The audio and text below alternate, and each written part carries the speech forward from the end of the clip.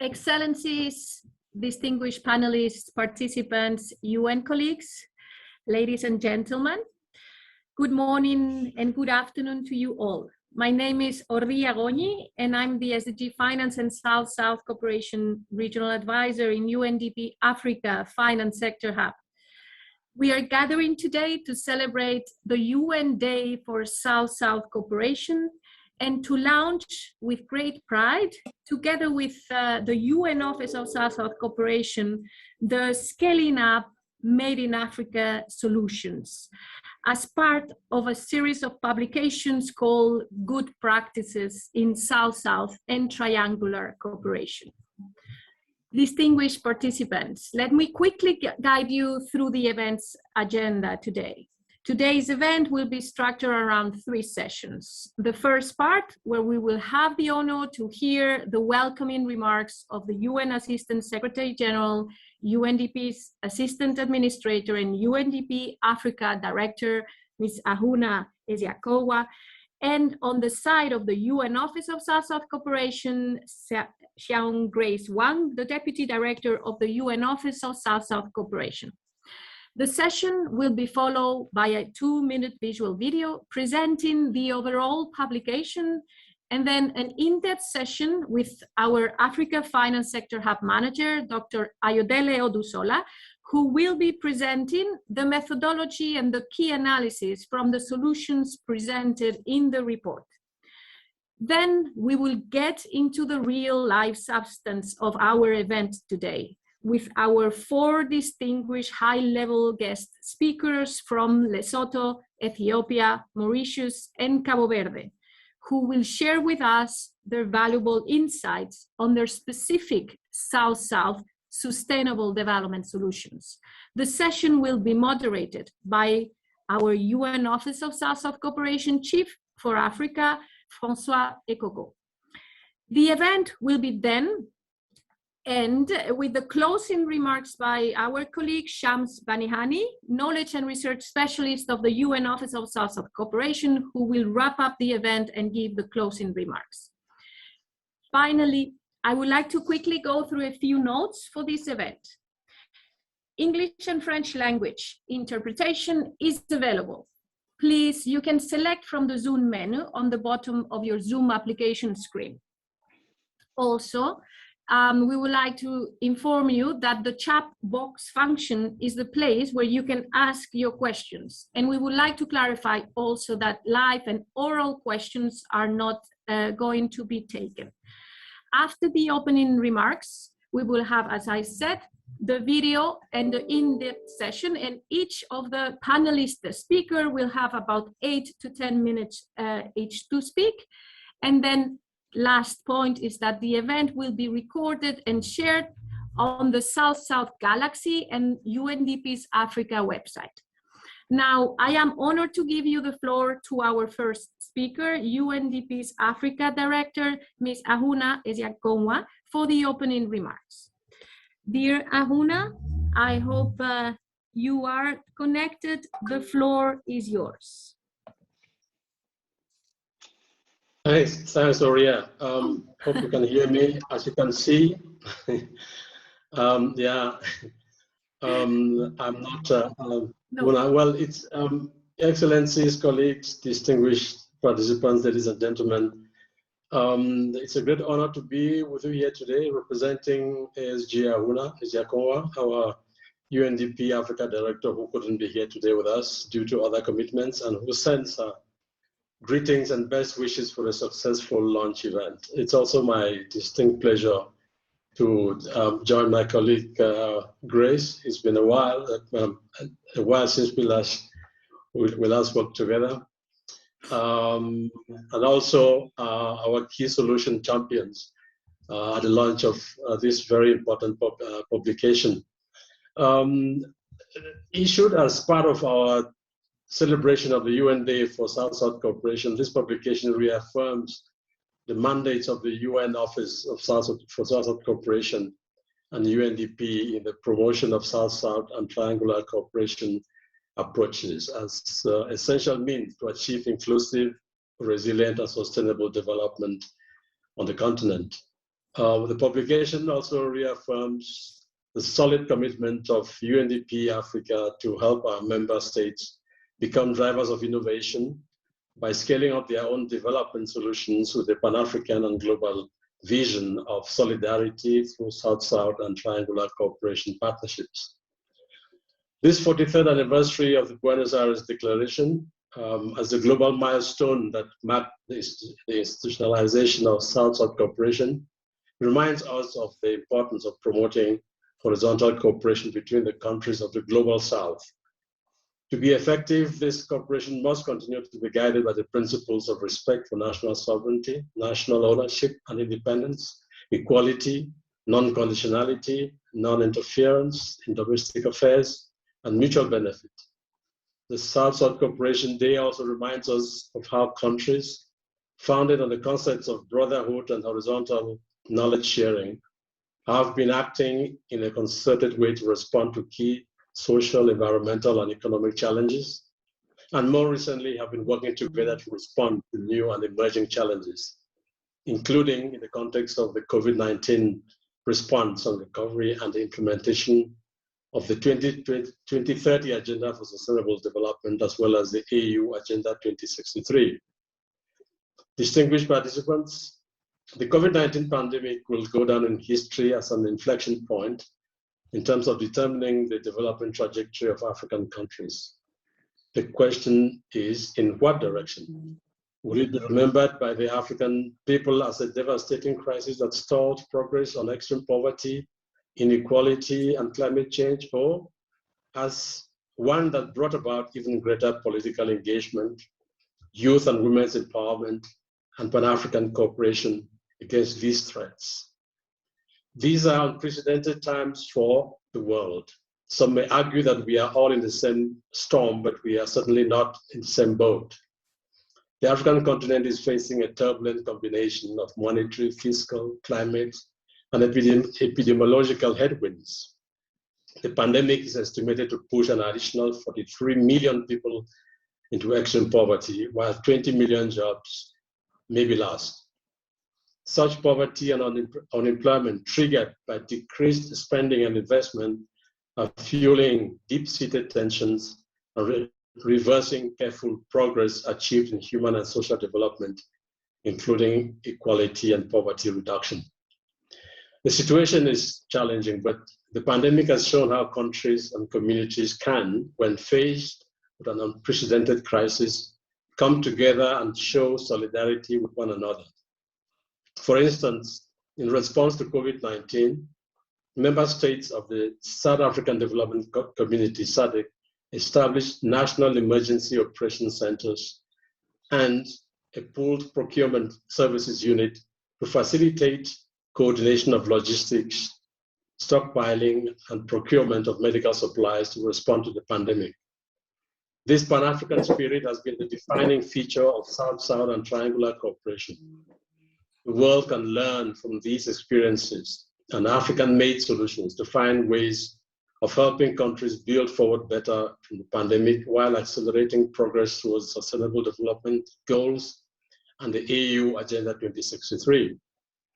The long journey of African development has moved from undertaking foreign solutions for African challenges to discussing African solutions to African challenges, and thanks to the transformation that the continent has undergone in recent years and the contribution from its people, particularly its women and youth, it is now moving toward a narrative of African solutions to global sustainable development challenges.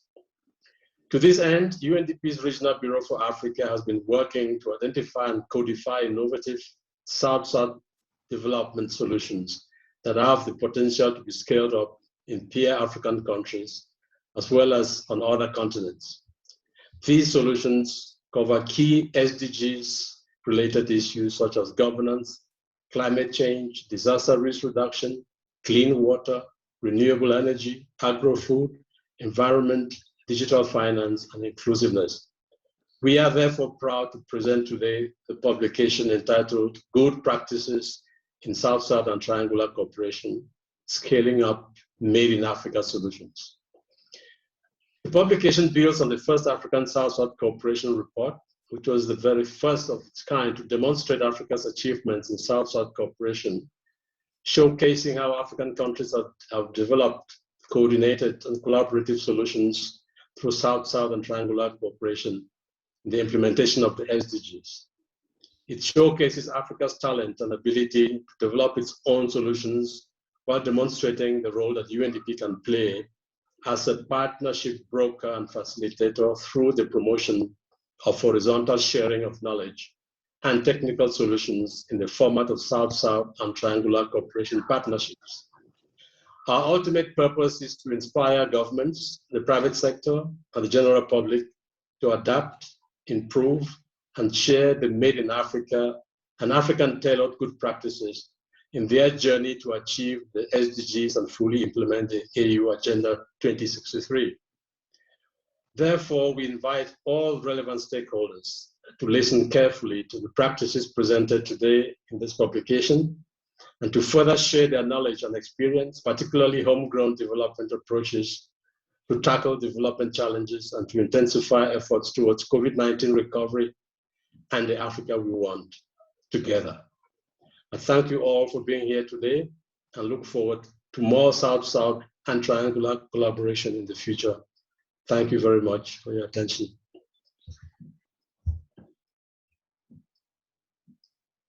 Thank you very much, Stan, for your warm welcome remarks. And let me now introduce to Xiang Grace Wang, the Deputy Director of the UN Office of South-South Cooperation.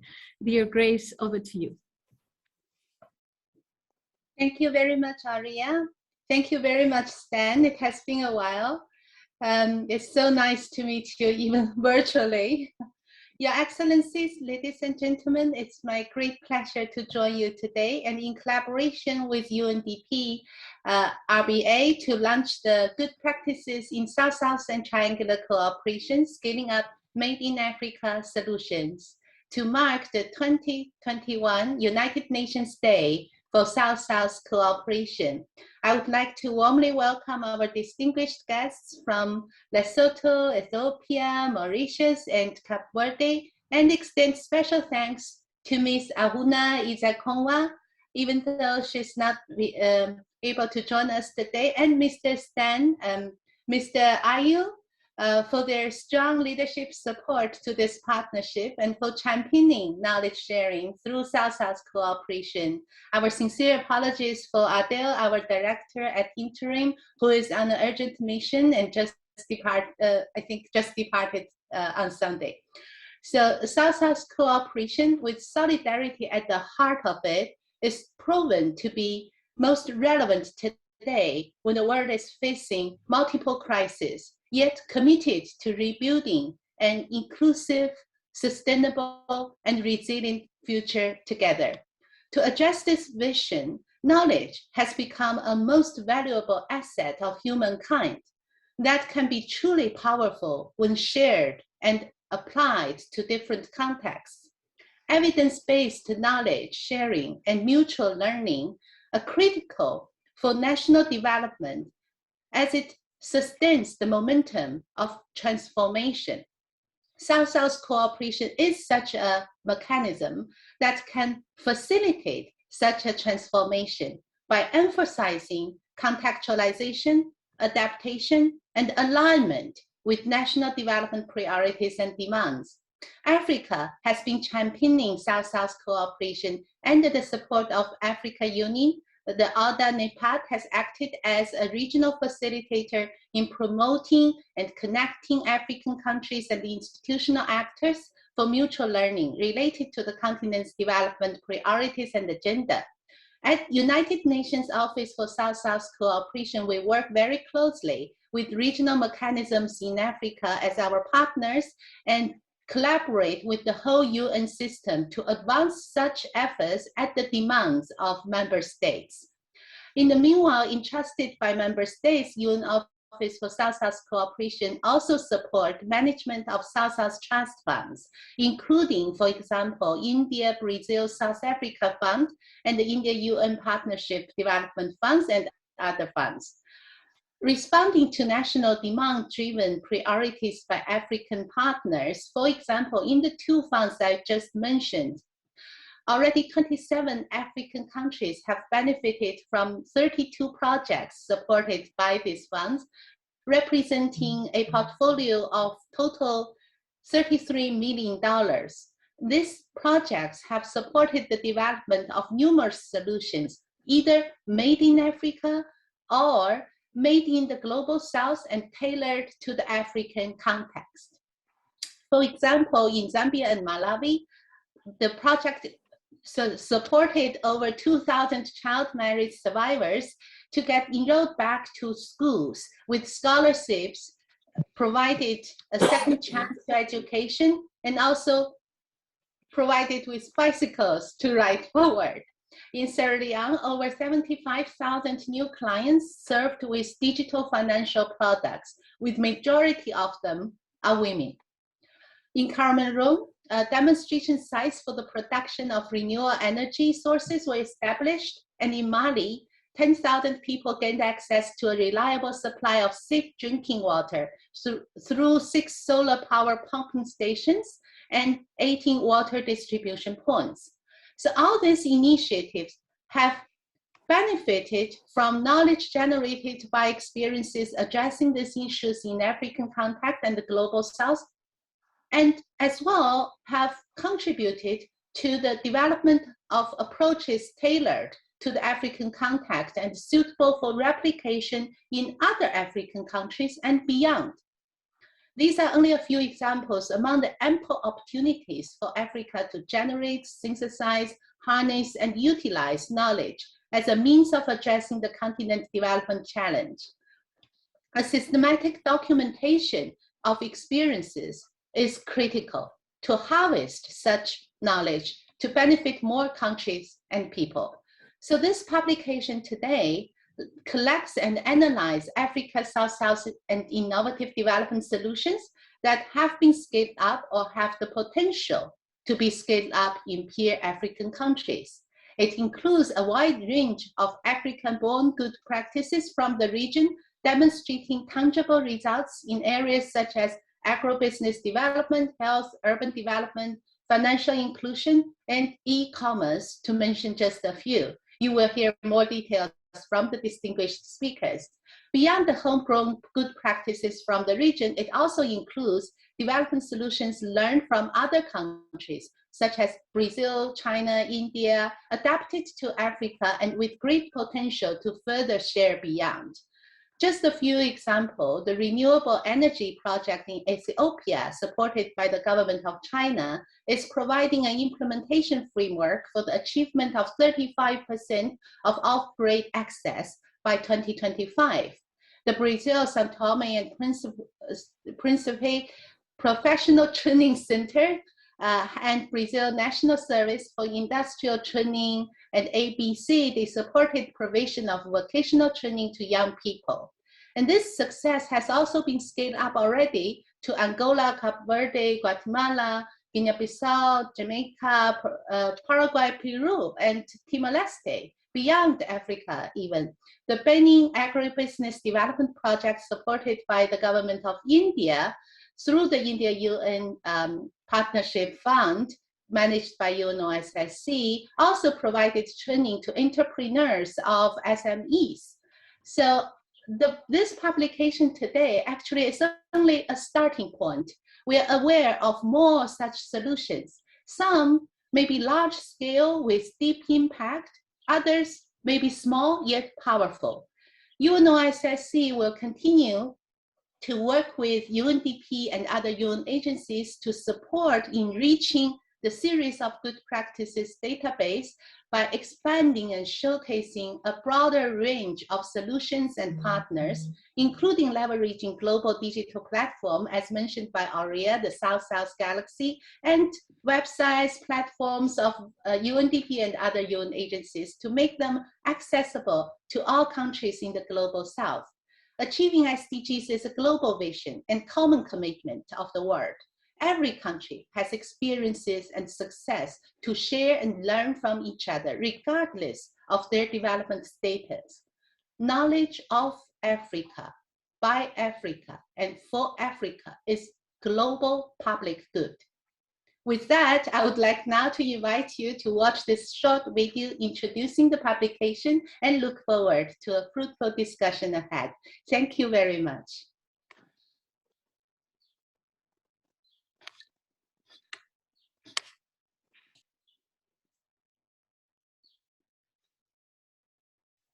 There's no sound, Raphael. There's no sound.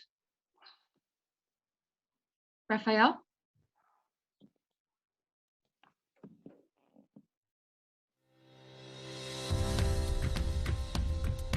In recent years, the journey of sustainable development in Africa has seen a powerful transformation. African countries are unlocking their diverse experiences to generate innovative solutions to common development challenges, including during the COVID-19 pandemic. The United Nations Development Programme and the United Nations Office for South-South Cooperation have developed a compilation of good practices to be shared within the continent and beyond. Good practices in South-South and triangular cooperation, scaling up Made in Africa solutions, showcases how African countries have harnessed South-South and triangular cooperation and cross-country transfer of good practices to overcome common challenges. For instance, supported by UN agencies, the member states of the Southern African Development Community have helped Lesotho create an enabling environment for the implementation of comprehensive national reforms, resulting in agreement on their implementation, enhanced participation of the national security sector, and a digital strategy for increased access to information. A triangular cooperation initiative supported by Luxembourg and Cabo Verde to enhance the human resources capacities of the tourism sector in São Tomé and Príncipe has offered scholarships for vocational training programs, with 2/3 of the graduates being absorbed into the sector. A project funded by the Green Climate Fund through UNDP and supported by the Development Bank of Southern Africa and Mauritius is creating linkages with energy regulators in South Africa and India to move Mauritius towards using renewables to supply 60% of energy needs by 2030. An ongoing renewable energy project in Ethiopia, supported by the government of China, the government of Ethiopia, and UNDP with Chinese technology, expertise, and resources, is increasing cross-country transfer of renewable energy technology through biogas and solar systems for productive uses. Housing close to 40 such good practices, this publication seeks to inspire the adoption and sharing of the Made in Africa and Africa-tailored good practices towards achieving the SDGs. These good practices are available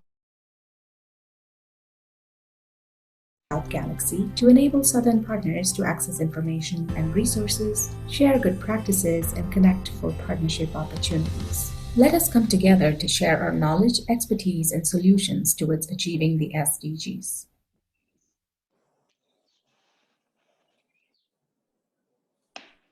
So I hope you enjoyed watching the video and it gave you a good taste of what this publication is about.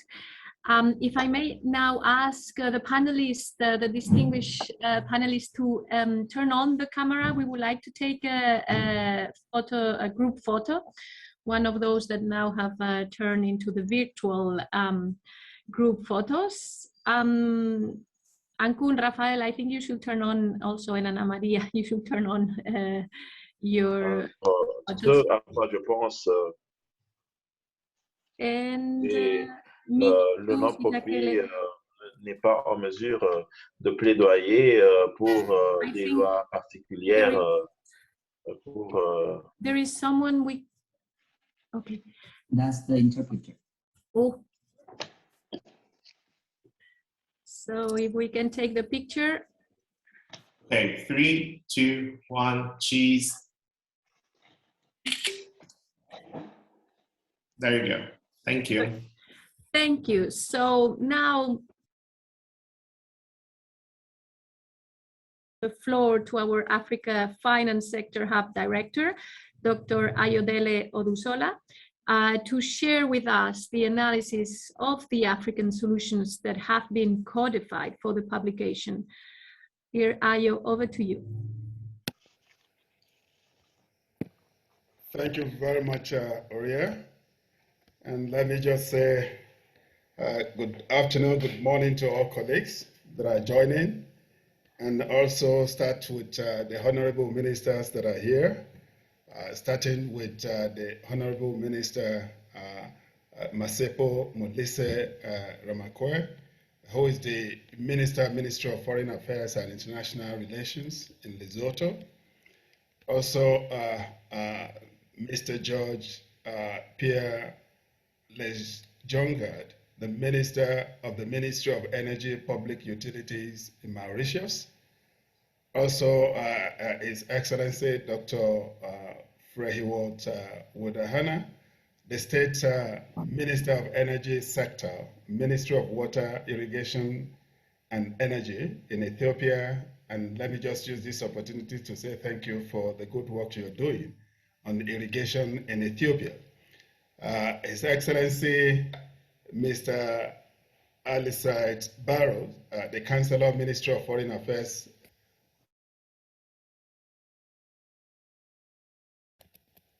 Also, the Assistant Secretary General of the United Nations Development Program, Mrs.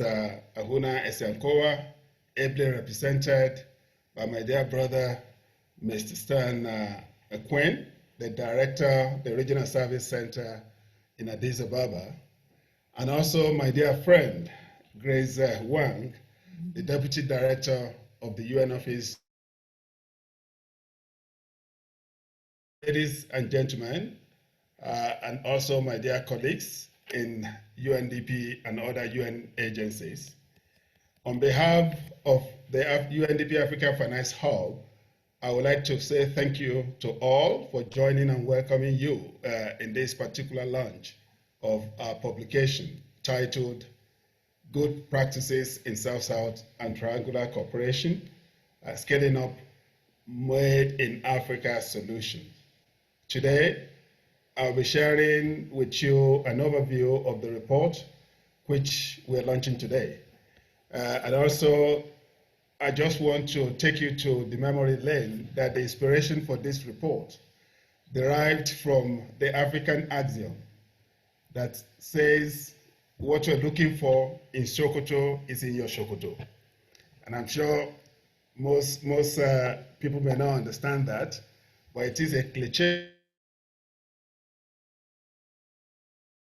And the essence of that is that what you are looking for in 1,000 kilometers away is right where you are. And that is the essence of this Scaling Up Made in Africa Solutions, which we're launching today.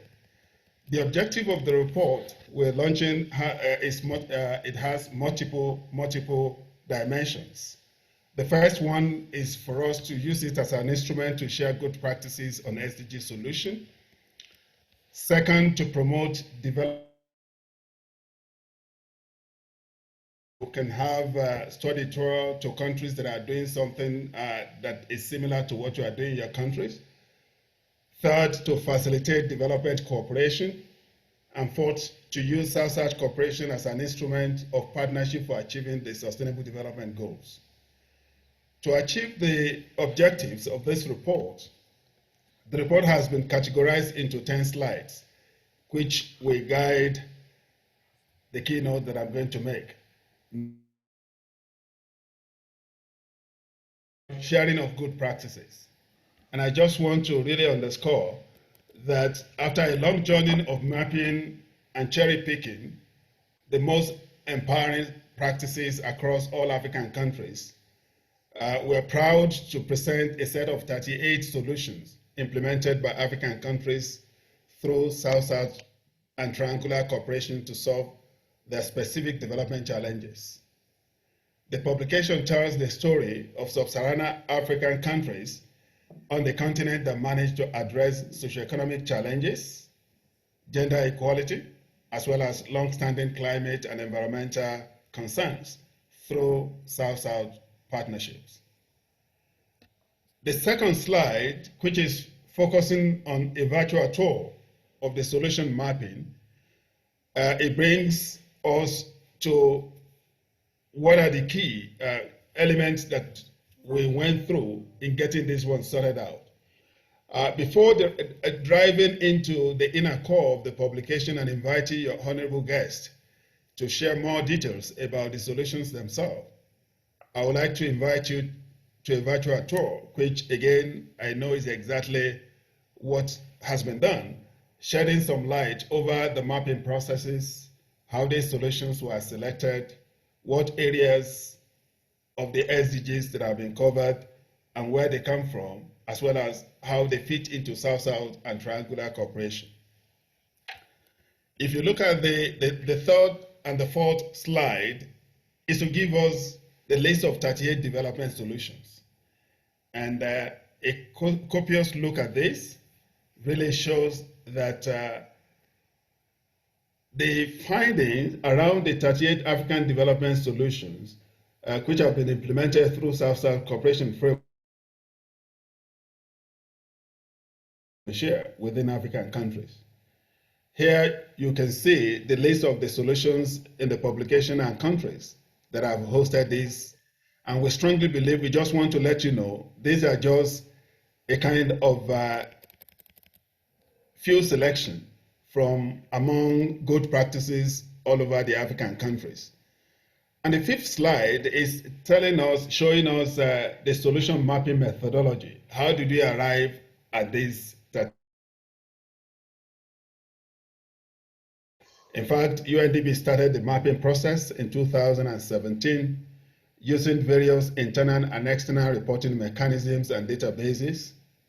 The solutions were sourced through exploratory research and review database entries, project documents, reports, newsletters, and involved surveys and consultations with key stakeholders.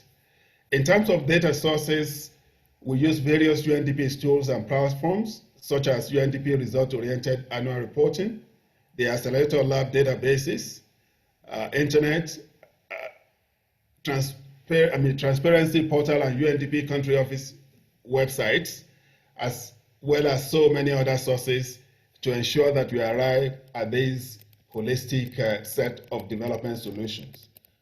If you look at the sixth slide, it provides the SDG thematic areas of focus. We all know that if you look at the 17 goals, it really provides opportunity for us to document that there are so many good practices around the various 17 goals, as well as different targets that we have on the continent. And within the mapping process, we have selected the solutions that have the potential to be scaled up in peer African countries, covering key sustainable development goals and development areas on the continent, such as governance, business innovation, education, environment, agro-food, energy, and so many other ones. As you can see, a quarter of solutions focus on governance. And we all know that once governance is put in the right perspective anywhere in the world, the other set of goals of the SDG will fall in place. So the governance goal that we have selected, which is SDG 16, which is on peace, justice, and strong institutions, provide the framework for us to really put all the various innovations together, particularly those relating to the issue of governance. The second most represented thematic area is business innovation through solutions that seek to promote entrepreneurship, local products, directly impacting SDGs such as decent work and economic growth, which is SDG 8. And also affordable clean energy, SDG 9, and innovation, which is SDG 9, as well as other energy-related interventions, targets, and goals. Overall, taking into consideration direct and indirect impact, these 38 solutions cover almost the full range of the SDGs, contributing mostly to alleviating poverty and inequality, fostering partnerships and building sustainable communities, along with SDG mentioned before. Moreover, gender equality, which is SDG 5, is a prominent feature in many solutions, so showcasing their potential in women empowerment, and also to really show that if SDG 5 is effectively implemented, it could be a very strong cross-cutting goal across all the SDGs, which will really facilitate the implementation and the achievement of the various goals. If you look at slide 7, which is focusing on geographic distribution of the solutions. In terms of this, the solutions cover all sub-Saharan African sub-regions. Among the 18 reporting countries of the solution, 15 of them are countries facing particular challenges. They are either least developed countries, landlocked developing countries, or small island developing states. As such, the solutions in these countries have the potential to be replicated in countries with similar contexts. And also, if you go to slide 8, it shows the dimension of South-South cooperation. And here, we look at the extent of South-South cooperation in the solution. You'll also see that most of the solutions are either fully implemented through South-South cooperation or partially benefited from South-South exchanges. They account for 90% of the solutions, such as the National Dialogue Solutions in Lesotho, the Renewable Energy Solution in Mauritius and Ethiopia, the Vocational Training Solution between Cabo Verde and Sao Tome and Principe. Our honorable guest speakers will share more insights soon on these successful solutions. In addition, you will also see a few solutions that have not yet focused on South-South cooperation, but due to its innovative and scalable nature, it has what they call high replication potential through knowledge exchanges with other developing countries facing similar challenges, such as clean energy solution from South Africa. Honorable ministers, colleagues, distinguished ladies and gentlemen, if you look at slide 9, where we're focusing attention on the types of South-South cooperation, it really shows that among the 34 development solutions with South-South cooperation is directly involved. The most frequent form of partnership is technical cooperation. The South-South cooperation activities include study visits, transfer of technology, training, sourcing of experts from partner countries, scholarships, or a combination of them. We strongly believe that this is the real instrument that drives development in recent times, particularly focusing on development exchange and development cooperation. If you look at slide 10, which is the last component of this slide, it focuses on partners that supported the South-South Cooperation Report. And I just want to let you know that Goal 17 is focusing on partnership for development. Development anywhere in the world, be it in Africa, in Asia, in Latin America, Europe, or whatever, is not something that can be done within that particular region. Strong partnership with other parts of the world remain critical in achieving this. So as a result of this, triangular cooperation facilitates South-South initiatives by involving support from developed countries and multilateral organizations like the United Nations system. In the case of our solutions, about half of them have been configured within the triangular cooperation, with developed countries like Luxembourg, Canada, Finland, and Germany being facilitating partners in the process, sharing their resources, knowledge, and expertise. Multilateral entities like the European Union, the Green Climate Fund, and UNDP are also important facilitating partners in supporting the South-South cooperation in this solution, both financially and technically. In South-South cooperation, a sharing partner provides a development solution while the host partner adopts the solution to address its specific challenges. In our case, the sharing partners are mostly public sector entities.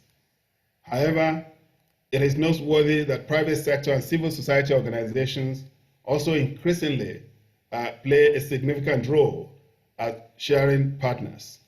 They either offer solutions independently or contribute together with the public sector.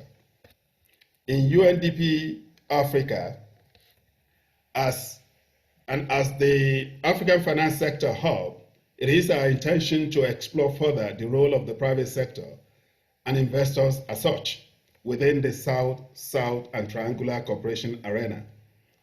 Our SDG Impact Investor Map, which have been developed in several countries like South Africa, Kenya, Nigeria, Ghana, Rwanda, and Uganda, are aimed to achieve this particular goal, where the private sector is brought into the South-South Cooperation Development Exchange. Similarly, it is interesting to see how among the host partners, the majority are from the public sector actors, followed by host partners that are composed of mixed entities from the public sector, private sector, and civil society organizations. Excellencies, honorable ministers, dear colleagues, distinguished ladies and gentlemen, in conclusion, I just want to reiterate that the centrality of the South-South Cooperation in Development Management is really, really very strong. And I just want to underscore that particular point, that South-South and Triangular Cooperation are essential as well as we build forward together to ensure that no country is left behind. We in UNDP see South-South Cooperation as one of the instruments to co-create and co-own development solutions and to promote ecosystem approach, that is the whole of society approach in development management. This publication presents a classic example of how South-South cooperation can steer Africa's journey towards the Africa we want, a more resilient, inclusive, and sustainable future. The African development solutions that are featured in this publication aim, on the one hand, at inspiring more innovative homegrown and African tailored solutions to addressing development challenges on the continent. On the other hand, it is something that we have aimed at really promoting effective development exchange, also in promoting knowledge sharing and horizontal cooperation among the whole of a society in our world, including what we call government actors, the private sector actors, the civil society actors, the academia, and all other non-government organizations to come together in a way to really use the South-South cooperation as a framework of development and as an instrument of promoting inclusive development on the continent. I would like to really use this opportunity to really thank the United Nations Office of South-South Cooperation that provided advisory support throughout the development of this publication, as well as the member states and other partners that through their innovative ideas have contributed to these solutions and have driven this partnership in a very, very cooperative and coordinated manner. We look forward to more innovative ideas that will continue to break barriers within Africa. And I just want to also underscore the fact that this is just the beginning of the journey. It is not the end. I want to use this opportunity to invite not only participants, but also member states all over Africa to leverage the opportunity provided by this particular report for us to really use it as an instrument of development solutions and also an instrument of achieving the sustainable development goals in Africa. I really thank you for your attention, and I look forward to very fruitful deliberations from all our honorable ministers and invited guests and participants. Thank you. Thank you very much, Dr. Ayodele Odusola, the Director of the Africa Finance Sector Hub. And now I'm going to hand it over to my colleague, François Ekoko, who's the Chief in Africa of the UN Office of South-South Cooperation, and will be moderating the next session. François, over to you. Thank you, Ria. Good afternoon, colleagues. I have the honor to moderate this session. Let me start by introducing our panelists. Our first panelist is Honorable Matsepo Ramakoe, Minister of Foreign Affairs and International Relations of the Kingdom of Lesotho. Honorable Matsepo Molise is the Minister of Foreign Affairs. She is a member of the 10th Parliament for Mauritian constituency representing the All Basotho Convention political party. She holds a Bachelor degree of Commerce from the National University of Lesotho and also a Master of Arts in Public Policy and Administration at the Hague University in the Netherlands. Our second panelist is Honorable Dr. Frehat Walden Hannah, State Minister of Energy Sector, Ministry of Water, Irrigation and Energy, Ethiopia. Dr. Frehat is not only a politician, but is also an academic, a distinguished academic. Prior to his appointment to the current position, he has served at Addis Ababa University for over 30 years and currently working as associate professor in his area of studies. His current responsibility is to lead the energy sector through the core institutions, the Ethiopian Electric Power, the Ethiopian Electric Utility, and the Ethiopian Energy Authority. The major focus of his work is to ensure that the national electrification program with grid expansion and densification is well done and is extended to all regions of Ethiopia. Dr. Frehat is currently in the supervisory board chairman for the Ethiopian Energy Authority and is a member of the Ethiopian Society of Electrical Engineering, which he has also served as its president for over 5 years. Our third panelist is Mr. Dumeraj Jaheja, Deputy Director, Technical Services, Ministry of Energy and Public Utilities of Mauritius. And finally, our fourth panelist is Mr. Sergio Miguel de Melon, President of Board of Director of the School of Hospitality and Tourism in Cape Verde. We will start by maybe repeating the rules of the game as presented by Oria, 8 minutes to each panelist. And after that, we will have a session, a Q&A session. And finally, I will make some remarks. So let us start with Honorable Matsepo Molise, Minister of Foreign Affairs and International Relations of Lesotho. She will be talking about the Lesotho National Dialogue and Stabilization Project for National Reform. Minister, Honorable Minister, the floor is yours.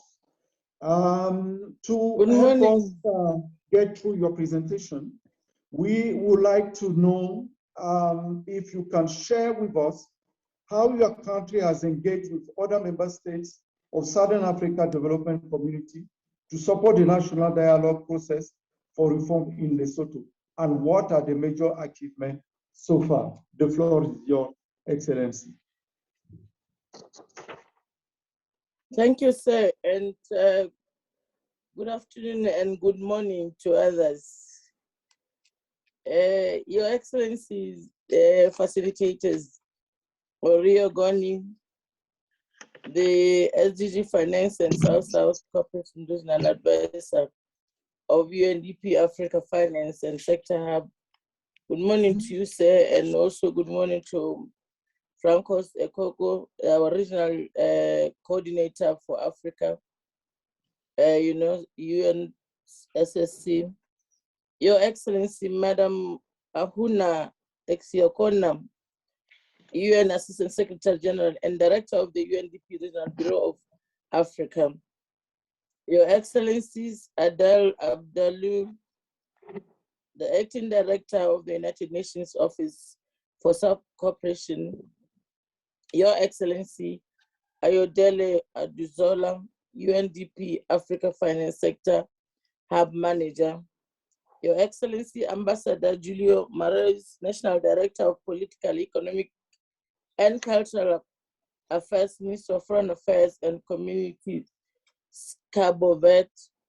Your Excellency, Representative of Mauritius, Minister of Foreign Finance and Economic and Development Planning. Your Excellency, Representative of Ethiopia, Minister of Water, Irrigation and Energy. Your Excellency, Exxon Craig Wong, the Deputy Director for Program and Operations. Your Excellencies, it is tried knowledge that the Kingdom of Lesotho has gone through a long period of political and security instability, following our political party strife spanning over decades, leading to, among others, disappearances, killings, victimizations, human rights abuses, riots, and destruction of property, conflict between police and the army and within each of the security arms. The foregoing were also exacerbated by the advent of 3 successive changes of government within a space of 5 years following the adoption of the mixed proportional electoral system and its resultant coalition government from 2012. Indeed, the country underwent several SADC interventions, including SADC mission in Lesotho, named as Somalis, and then the other one, Oversight Committee OC, and then SADC Prevention Mission in Lesotho, Submil, and ongoing now SADC facilitator by President Cyril Ramaphosa. This it was obvious to all Basotho and SADC and AU cooperating partners and the international community at large that a comprehensive reforms in Lesotho were necessary. Indeed, the government of Lesotho sustained engagement with the United Nations, in particular the UNDP, on national transformation peaked in 2015. This was when UNDP convened development partners, including Island Aid, Action Aid, and the EU, to support the mediation and dialogue efforts that were led by SADC. I'm informed that in August 2009, 4 heads of churches backed by UNDP funded technical team of local NGO leaders. And they met at the UN House in Maseru with the aim to see how the Christian Council of Lesotho can mediate in the situation and reach peace and long-lasting stability and security. In the meantime, the mediation capacity of the Christian Council of Lesotho, CCL, was also expanded through the UN Interagency Framework Team, the UNDP Regional Service Center in Johannesburg, South Africa, the UNDP Bureau on Crisis Prevention and Recovery, and the UN Department of Political Affairs. As such, SADC's efforts to partner with the CCL were significantly enhanced by the UN's role and support to become the real mediation for the conflicting parties in Lesotho. The coalition government that took reins in power following the 2017 from the onset showed political will and commitment to ensure that reforms do happen.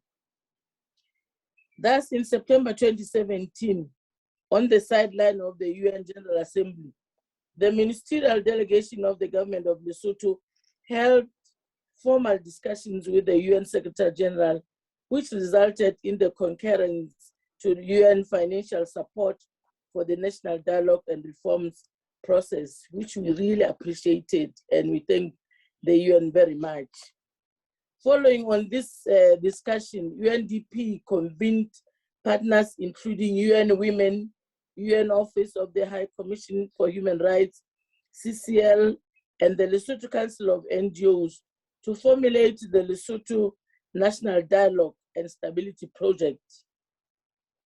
The sole purpose of the project was to generate national agreement on content and processes of comprehensive reforms, reduce tensions in the security sector, and enhance citizens' participation in the reforms process.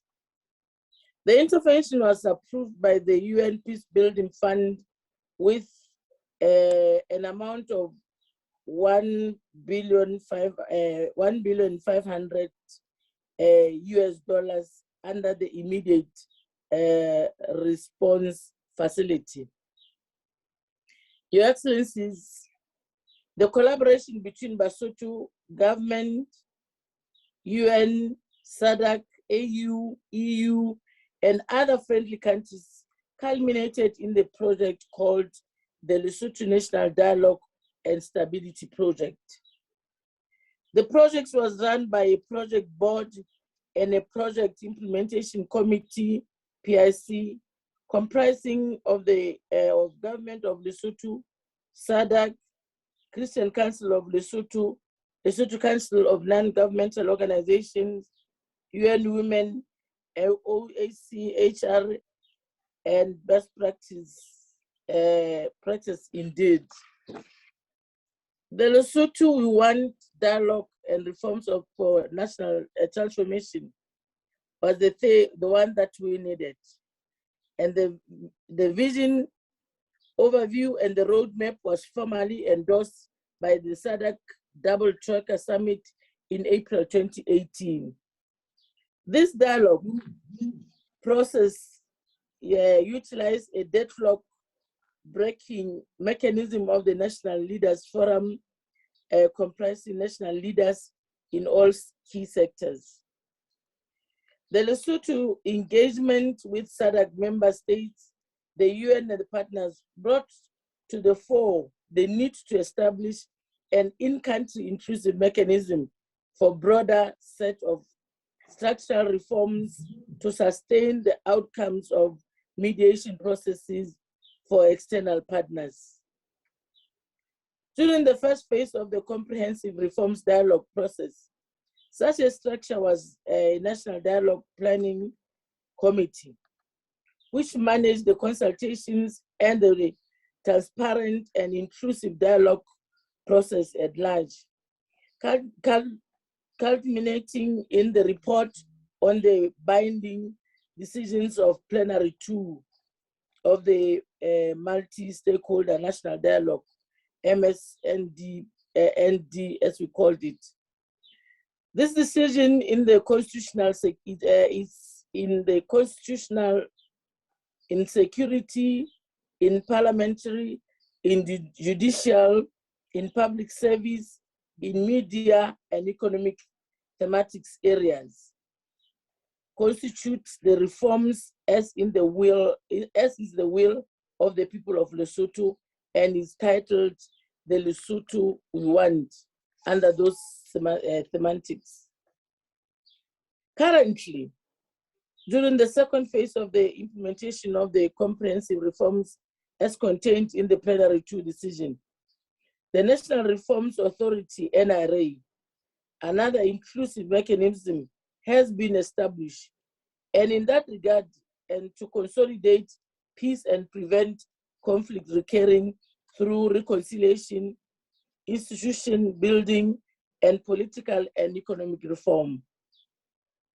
Based on this realization, the UNDP has convened partners to formulate a comprehensive program of support for implementation of physical, social, economic, constitutional, and structural reforms agreed upon by Basotho themselves.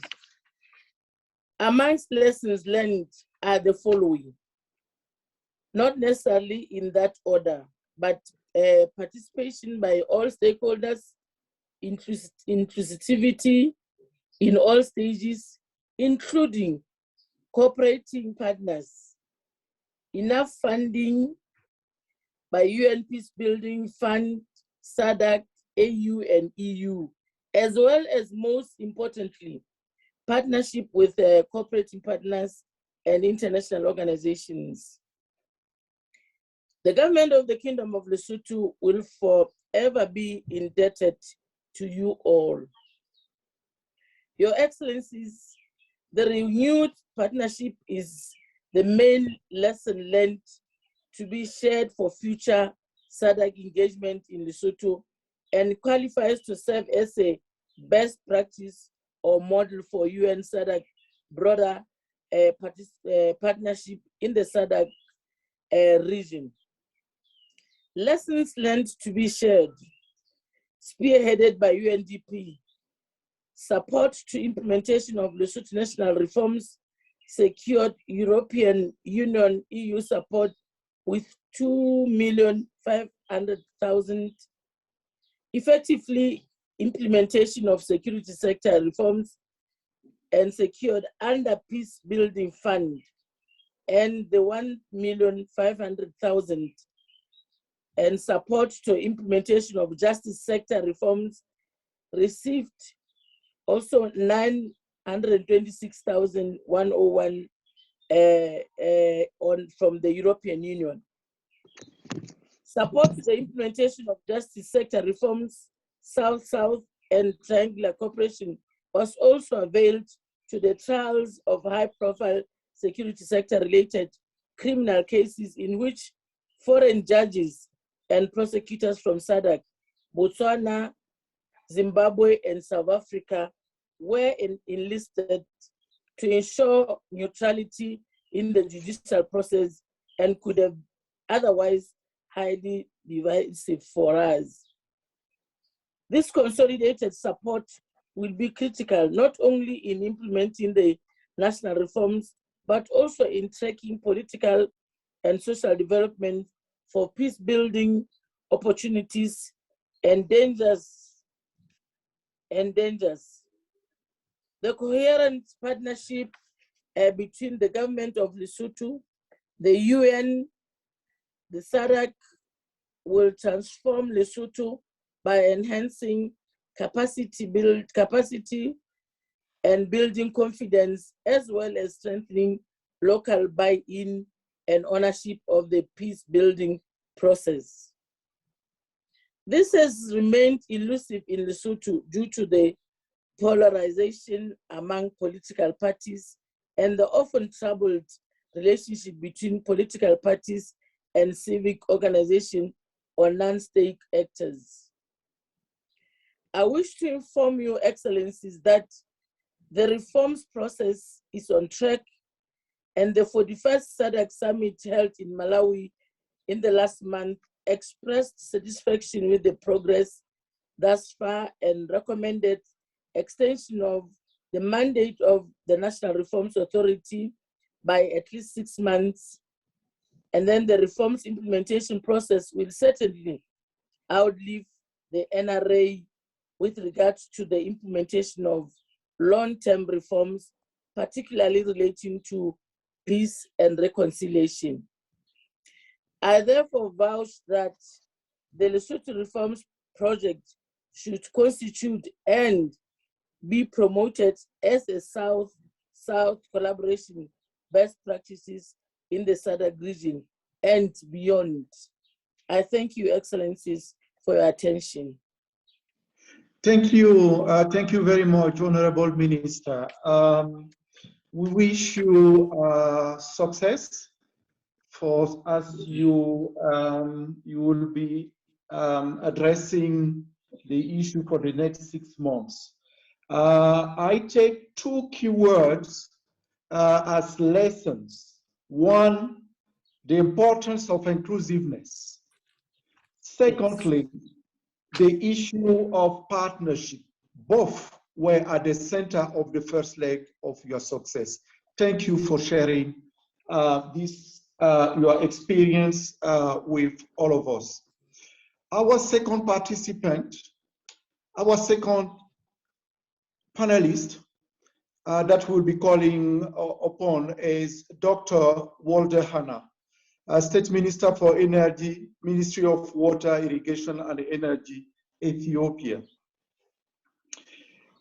He will be entertaining us with the promotion of renewable energy technologies in public and private institutions in Africa. Honorable Minister, the floor is yours, but to introduce the subject, I want to ask you the following question. How has the intercontinental collaboration with China helped Ethiopia enhance the technology capacity in renewable energy?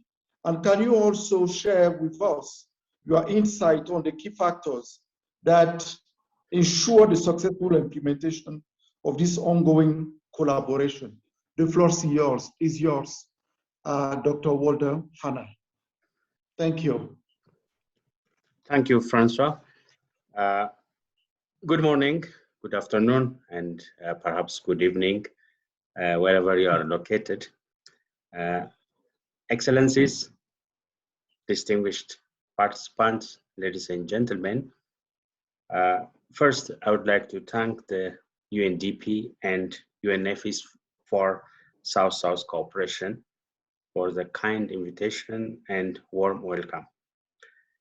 It's an honor and a pleasure to participate in today's event entitled Good Practices in South-South and Triangular Cooperation, Scaling Up Made in Africa Solutions, on behalf of the Ministry of Water, Irrigation and Energy of the Federal Democratic Republic of Ethiopia.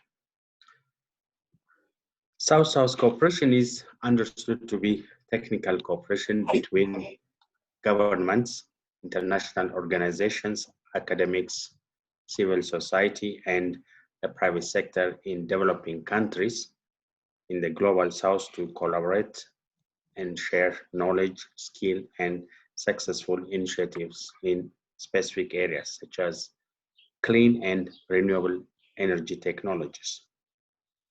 UNDP supported trilateral cooperation initiative of the governments of China, Ethiopia, and Sri Lanka in renewable energy technology, which is a very good example of such cooperation. The successive growth and transformation plan of the government of Ethiopia clearly articulates its commitment to achieving universal access to clean, reliable, and affordable energy, consistent with SDG 7 of the United Nations. The Ministry of Water, Irrigation and Energy is demonstrating leadership in working towards this commitment. Over the past few years, the government of Ethiopia has intensified its efforts to deliver reliable and affordable electricity services to all citizens. The first milestone in this process was marked by the release of the first version of the National Electrification Program, NEP 1.0, in 2017, which defined a roadmap to achieving universal electrification in the country. It has since been supplemented and updated through the second version of the program, NEP 2.0, which was officially launched in March 2019 and is based on 3 important goals. 1, balancing efficiency and equity in access delivery. 2, maximizing reach while reducing time required to reach all citizens with electricity services. And then the third one, supporting economic growth and human development, giving priority to connecting productive use applications, schools, clinics, and ensuring water supply. In the rural areas where traditional hazardous cooking is common, biogas can be widely disseminated with multiple advantages, including light, heat, and the bioslurry as a very good fertilizer. Although some activities are going with regards to biogas technology, a new experience and best practice are always desirable. UNDP in Ethiopia is supporting to achieve these targets by connecting China, Ethiopia, and Sri Lanka to exchange expertise in energy technology transfer under the South-South Cooperation Framework. That's where this cooperation really contributes to the three countries. The trilateral cooperation on renewable energy in Ethiopia takes a point of departure in the need for renewable energy technology dissemination and scale up for climate resilient growth, and supports access to energy and sustainable resource consumption through trial and demonstration of biogas and solar energy for productive use. I would like to highlight the following key insights as we implement this trilateral cooperation initiative. First, this South-South cooperation should present itself as a learning platform for the three countries to exchange and collaborate on renewable energy technology and skill transfer at the international level. In this project, developing capacity for the stakeholders in the energy sector through leveraging support, experience, and technical know-how from Chinese counterparts is one of the key interventions. In this regard, we have the opportunity to work with Chinese partners, including the Administrative Center for China Agenda 21 and the China Agricultural University, and tap their technology, knowledge, and support for capacity building opportunities. The technologies, methodologies, and toolkits will be implemented in our own in the future. The project's successful implementation can also provide a concrete example of South-South cooperation at work for other countries in the Global South 2 emulate. Second, we need to empower national governments to build partnership as implementing agents. In the case of Ethiopia, thanks to the adoption of a national implementation modality, the execution of projects intervention directly involves the Ethiopian government institutions, which ensured country ownership in the project implementation and make sure the project is demand-driven to the local country conditions. Third, for the successful implementation of the project, stakeholders play a very important role. The project can't succeed without establishing linkage, mutual understanding, and deep collaboration between governmental counterparts, research institutions, and private sector entities. UNDP, through its facilitation role, has brought together governments at federal and regional levels in Ethiopia, and the government agencies, universities, and enterprises in China to establish a joint venture through multi-layer coordination and management mechanism. The deployment ensures that the party in charge is accountable for quality deliverables and streamline efficient communication on both horizontal and vertical levels. Fourth, we should ensure long-term sustainability and opportunities to scale up the results of the project.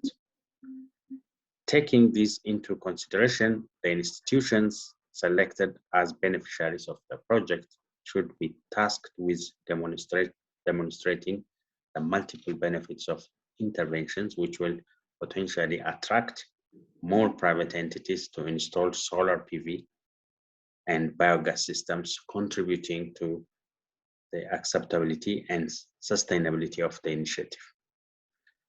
We expect the knowledge and skills required through implementing those interventions to create additional personnel capacities to facilitate timely maintenance services for the installed systems and to further expand the use of those systems across the country, bringing positive social, environmental, and economic impacts. Furthermore, we will establish the Joint Research and Extension Center in collaboration with the local Chinese partners that will cater to capacity building needs and provide continuous technical support when and where required, including through the adoption of a long-term research agenda. In closing, I would like to thank all involved for the provision of financial and technical support to this project, and also thank the UNDP for its impactful partnership. I wish success in this project, and I hope further deliberation and fruitful collaboration to advocate and promote the use of renewable energy technologies in Ethiopia with all development partners through South-South and triangular cooperation. Thank you very much for your patience. Thank you. Thank you, State Minister. There are just so many lessons to take from your presentation, but I want to highlight two important points that really reflect the spirit of South-South cooperation. One is the issue of learning platform you talked about, because South-South cooperation is and should be a two-way process. And this is very, very important. The second issue that I want to highlight here is the demand-driven aspect that you highlighted.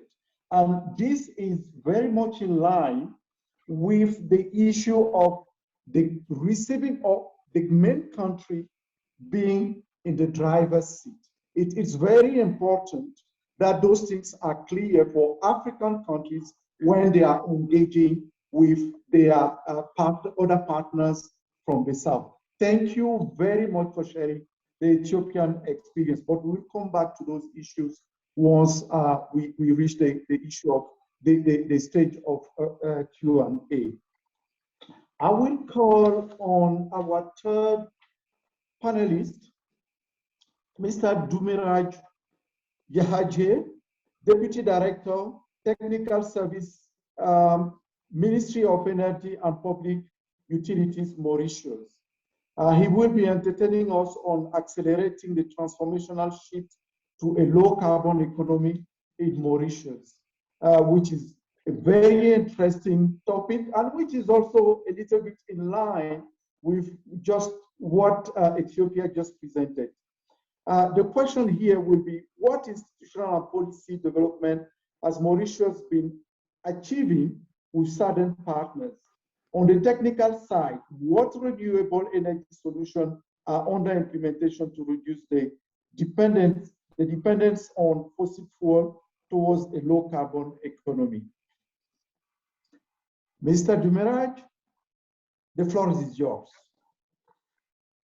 Thank you, Mr. Francois Ekoko. Good morning and good afternoon to everyone.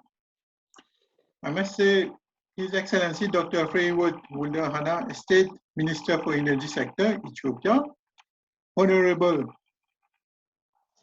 Matsepo Molize Ramakwe, Ministry of Foreign Affairs and International Relations, Lesotho, the Councillor, Mr. Barros, Ministry of Foreign Affairs and Communities, Cape Verde, Mrs. Ahuna Ezian Konwa, UN Assistant Secretary General and Director, UNDP Regional Bureau for Africa, Ms. Grace Wang, Deputy Director, UN Office for South-South Cooperation, distinguished participants, ladies and gentlemen, all protocols observed.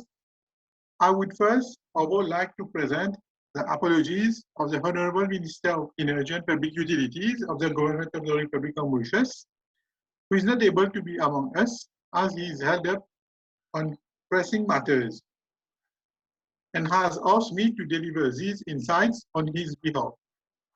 I quote, "It is with great pleasure and honor that I am addressing you today in the context of the launching of the report on good practices in South-South and triangular cooperation, scaling up Made in Africa solutions."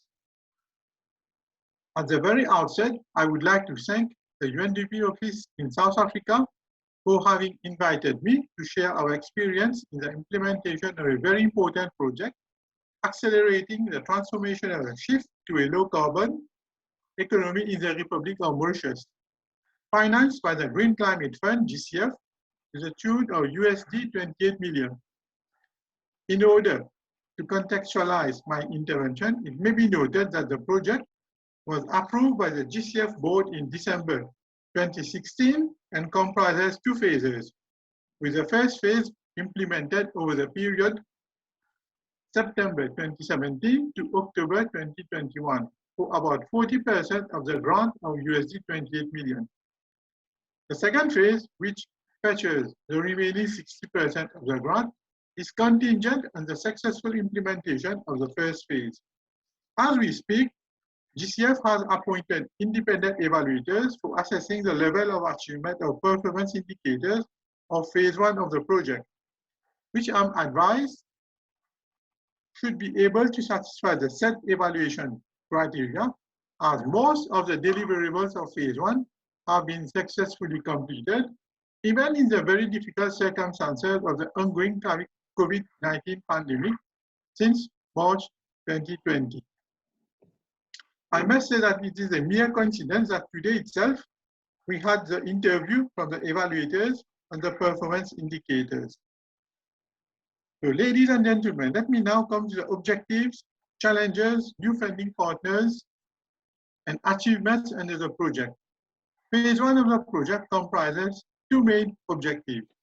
The first is the strengthening of the various institutions in the energy sector, notably the Mauritius Renewable Energy Agency, known as MARENA, the agency responsible for the promotion of renewable energy in the country, and the Utility Regulatory Authority, URA, which has a mandate of regulating the utilities market in the country. The second objective is the reinforcement of the electricity grid to allow it to absorb more intermittent renewables, such as solar and wind. Let me expatiate on how MARENA has benefited from the phase 1 of the project. These benefits are at 2 levels. First, it has obtained a variety of tools to assess the technical viability of the various renewable projects, in particular emerging and innovative projects, the levelized cost of electricity for the different renewable energy technologies, and for monitoring and evaluation of the implementation of renewable energy projects. These tools have already been used to assess the following innovative projects which are being implemented. Sky Sails power for base load renewable wind energy using flying kite, Tesla cascading hydropower plants using low-level lying water courses to harness energy. Others are being currently assessed with the tools. MARENA has also benefited from very valuable capacity building in the fields of power purchase agreements, of RE projects, project management for RE projects, wave and hydropower, biomass energy development, implementation of off-grid and on-grid PV systems, and a management information system, MIS, which would allow it to have a more efficient management of its work processes. The project has also allowed the rebranding of MARENA, and it goes without saying that today MARENA is much more visible in the energy landscape of the island. Furthermore, in terms of the implementation of new RE technologies in the country, the GCF project in phase 1 has successfully allowed the completion of the feasibility study of a floating PV in the country. On the basis of this feasibility study, The Central Electricity Board, CEB, the National Electricity Utility in the island, is now proceeding with the implementation of a 2 megawatt pilot floating plant on one of its reservoirs, currently used for hydropower generation. Furthermore, Marina has obtained a number of instruments for the development of OE in the country. These instruments include the development of green jobs in the OE sector, funding strategies of OE projects, incentive schemes for the promotion of OE development, and accreditation of all operators in the OE sector, including installers of equipment, importers of OE technologies, and retailers of such equipment. Marina is currently developing the necessary regulations and its legal framework for implementing all these instruments developed under the GCF project. Another milestone achieved in the project is substantial awareness raising in the country, mostly in the education sector and women associations. Such awareness is very necessary to allow society to accept the electricity service from OE technologies, which may in certain cases be more expensive than traditional sources, but have obvious advantages in terms of reduction of greenhouse gas emissions and consequent associated health benefits, and more importantly, a legacy that we need to bequeath to future generations of the country. Ladies and gentlemen, now let me come to the benefits that the regulator, the Utility Regulatory Authority, has obtained from the project. For your information, the Electricity Act in Mauritius has been recently amended, and we are now proceeding with its implementation, which is the responsibility of the UOA.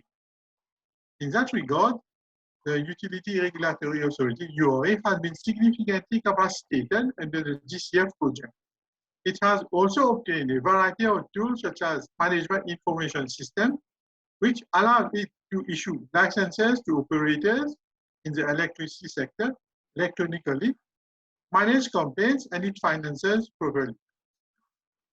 Furthermore, it has benefited from various codes to regulate the electricity supply market in the country, including a sector governance code, a generation code, transmission code, distribution code, and a system operation code. This code would allow the operators in the field to use the grid in an efficient and effective manner. Ladies and gentlemen, as you would have observed, thanks to the GCF grant, the two key institutions have been fully equipped henceforth to deliver on their mandate, and there are a lot of expectations in that regard from the government and the public. And the UOA should be able to live up to those expectations. In terms of reinforcement of the grid of the Central Electricity Board to absorb more intermittent renewable energy, the CEB has benefited from a financial grant of the tune of USD 10 million to install the smart grid infrastructure, including 18 megawatt batteries for the absorption of 185 megawatt of intermittent renewable energy, co-financing of advanced distribution management system for enhanced electricity management, including effective and rapid interventions in fault tracking and resolution, and automatic generation control enabling efficient power generation for real-time generation regulation, and thus greatly enhancing our intermittent power integration into the grid. Ladies and gentlemen, one of the innovative funding arrangements made in the GCF project is a SADC. Under its Project Preparation and Development Facility, PBDF, has jointly financed part of the deliverables under the project, including the grid codes and supporting regulations for standards of renewable energy technologies. I take the opportunity to thank the Development Bank of Southern Africa, DBSA, appointed by SADC to oversee the use of its funds. DBSA has been actively engaged with the different partners in steering the successful implementation of these deliverables.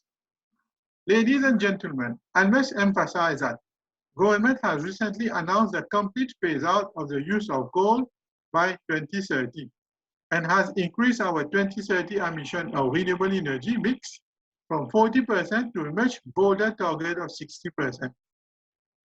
It is without doubt that phase 1 of the GCF project has been instrumental in capacitating the marina and UOA to facilitate the achievement of our policy objectives. Also, the reinforcement of the grid is pivotal to the absorption of the 60% of renewable energy. We are now gearing up for the implementation of phase 2 of the GCF grant, which mainly comprises the deployment of 25 megawatt PV rooftop and the electrification of 3 villages in Agalega Island with solar PV. Phase 2 is expected to be started in November 2021 for completion by 2025. I shall personally ensure that phase 2 is successfully implemented. I encourage. With these words of the Honorable Minister of Energy and Public Utilities of the Government of the Republic of Mauritius, I would like to thank you for your attention. Thank you, Mr. Domerai. Thank you very much, Mr. Domerai, for this presentation. I must say, when I read what was done by Mauritius, I was absolutely impressed. And there are two things that stand out. The first one is your determination in the pursuit of the energy mix. The second one, that is almost a masterpiece, is the crafting of all interventions, including the funding arrangements, where we see, on the one hand, grant being put together with loans, and what we are calling for, which is the blended funding. Thank you very much for this presentation, and thank you very much for this very, very good example for what is possible to fund some of the complex and most important projects that our countries in Africa could have. I will now call on our last speaker, who is Mr. Sergio Miguel de Melon, President of Board of Directors of the School of Hospitality and Tourism of Cape Verde. The floor is yours, as you will be entertaining us on vocational training scholarship in the hospitality sector between Cape Verde and Sao Tome and Principe. As you will be talking to us, we will want to propose a guiding question, which will be: how has the vocational training program between Cape Verde and Sao Tome and Principe strengthened the tourism human resources in Sao Tome and Principe? How do you see the replication potential of this collaboration model to other developing countries? The floor is yours, Sergio. Thank you very much. Good morning, good afternoon, Excellencies, distinguished participants, all the protocol observed.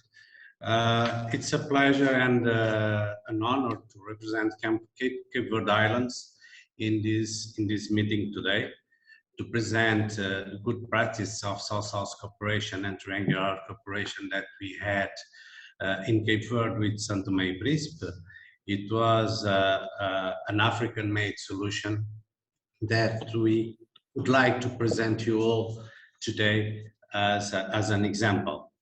As you know, Cape Verde is a small country in the Atlantic Ocean, but I would like to present you a little bit the entity who made this project to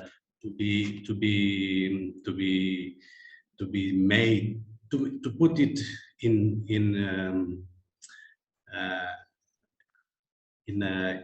the map today for you. The school that I lead is I can say it's an educational space designed as the international guidelines for hotel, restaurant, and tourism schools. The school is prepared to present all the skills and competences to our trainees when we start this project. I can present you a little bit of this project. As you can see, I have a short presentation that can show you better this triangular cooperation between Luxembourg, Cape Verde, and Saint Tomé.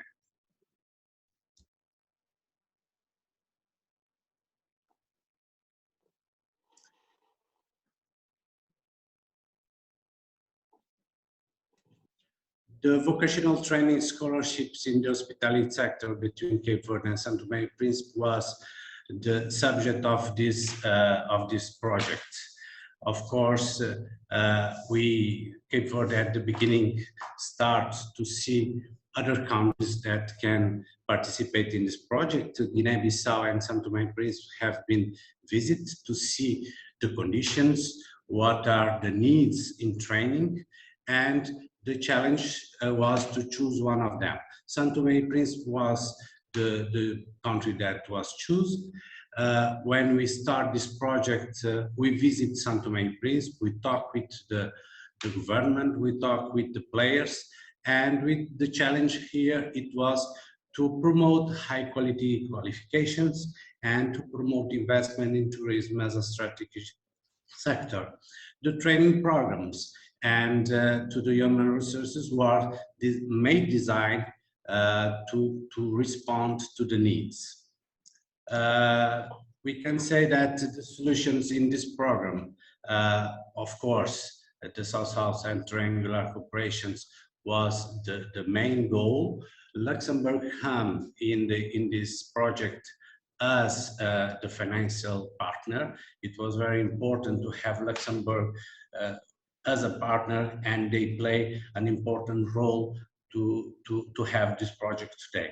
Of course, the government of Cape Verde decide to have an option in development of cooperation and decide to put this project working as you can see today.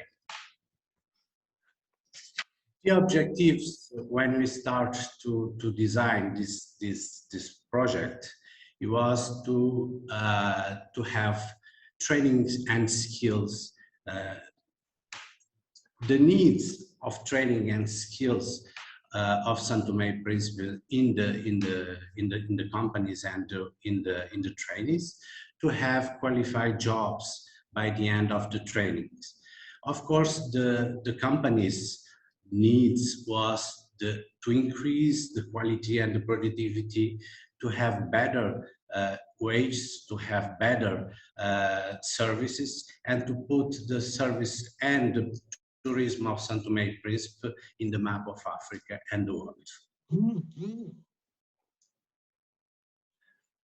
What was the procedures? As you can see, first of all, we start the contact with the private sector. It was very important to have the private sector knowing this project. The local government was very helpful, and we start all this project with them in Saint Tomé and Príncipe.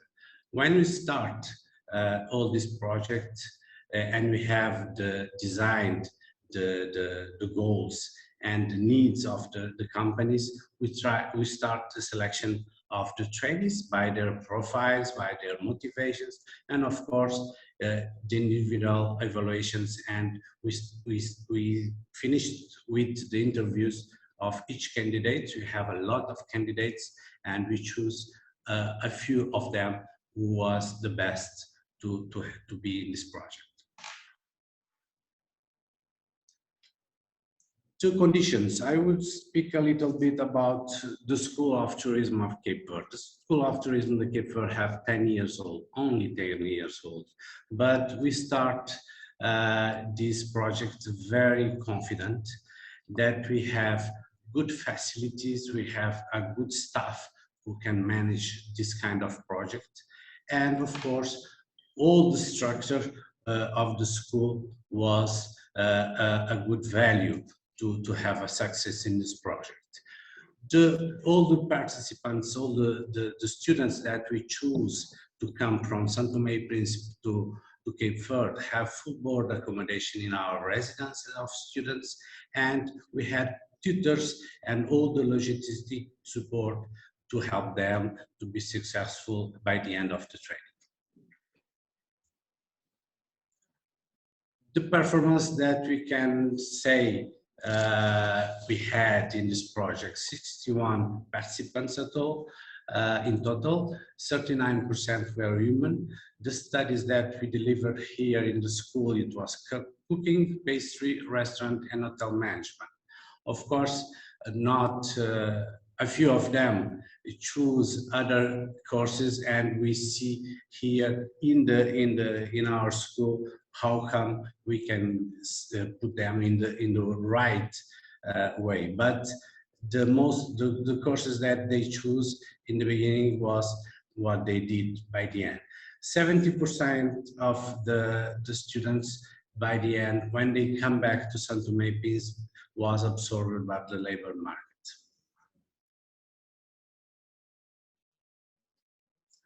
Here I choose just this image, and I can say the results of this project was to increase and to improve the services in São Tomé and Príncipe in the sector of tourism.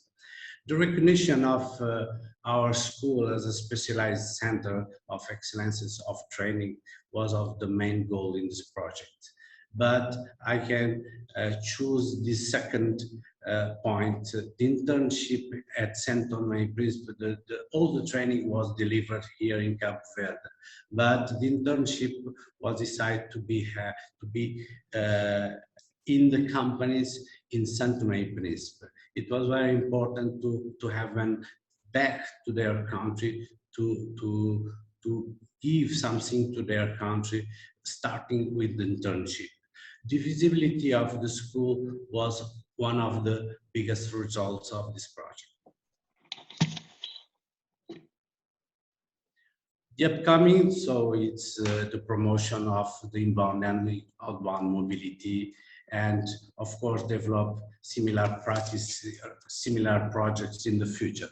But I can just answer to these two questions that you give me.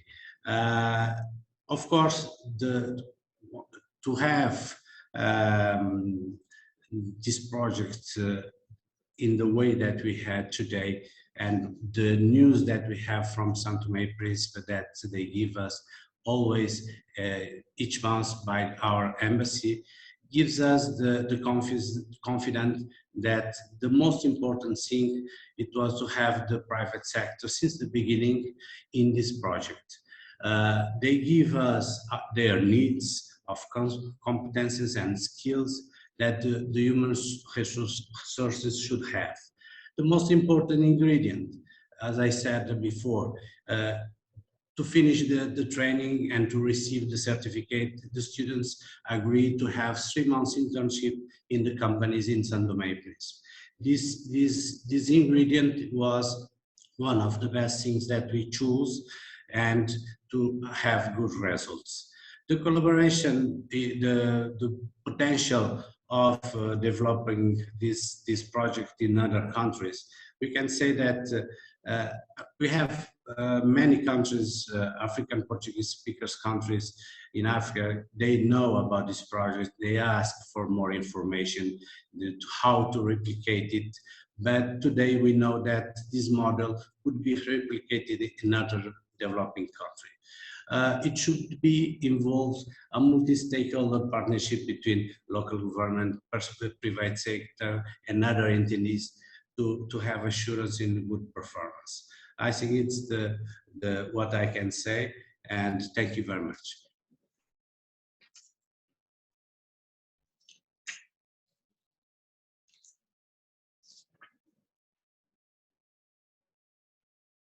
Francois, you are muted. Can you hear me now? Yes, thank you.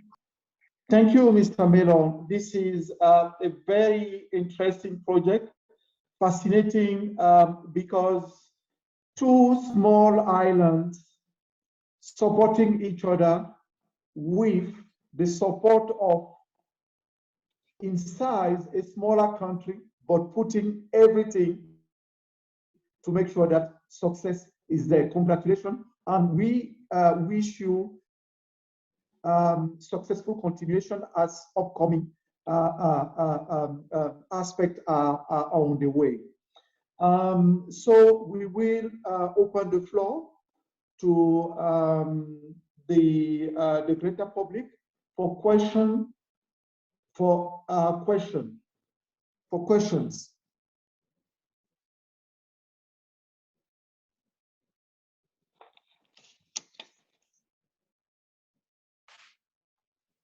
Any question? Have we opened the mic to all participants? Francois, participants should send their questions through the chat box. Okay, but I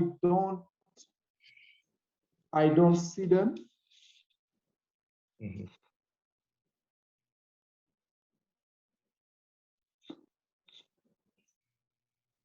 Raphael, have you received some in the chat box?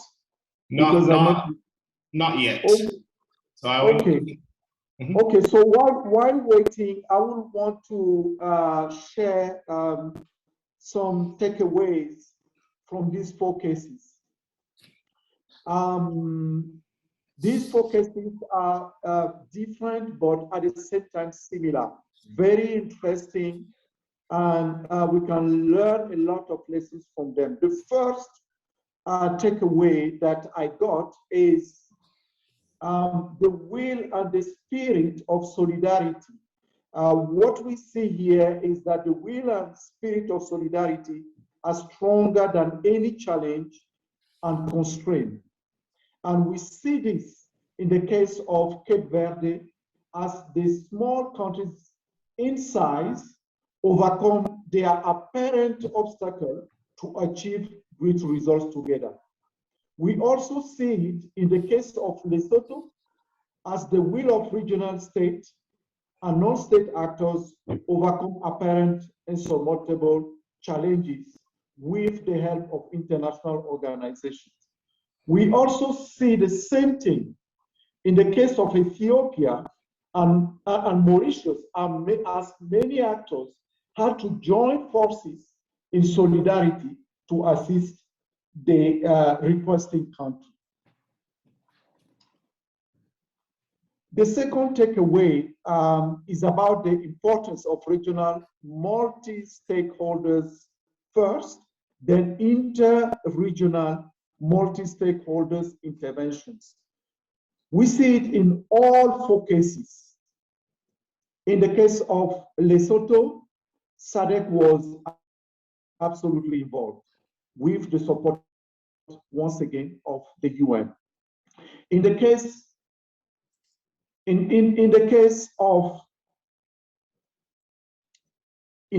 of Mauritius, we see the Global Climate Fund being involved, but also South Africa, DBSA, and the government of India.